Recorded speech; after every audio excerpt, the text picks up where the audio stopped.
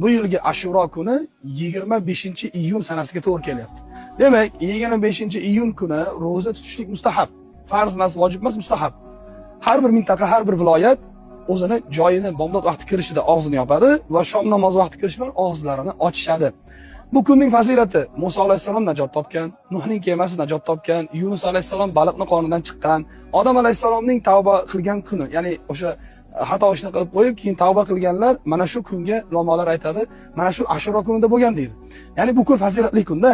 Endi ba'zi sahobalardan va tobiinlardan rivoyat deyiladi, kim Ashuro kuni o'zining ahli oilasiga kengchilik qilsa, Alloh alayhi sa'ira sanatihi, Alloh taolo o'sha bandasiga yilning boshqa kunlarida, oylarda unga kengchilik qilib beradi. Payg'ambar sollallohu alayhi vasallam aytadilar, Imom Muslimdan bu hadis sahih Muslimda keladi. Siyamu yawmi Ashuro, Ashuro kunining rozasi men o'ylayman 1 yil oldingi gunohlarga kaforat. Bu yilgi Ashuro kuni 25-iyun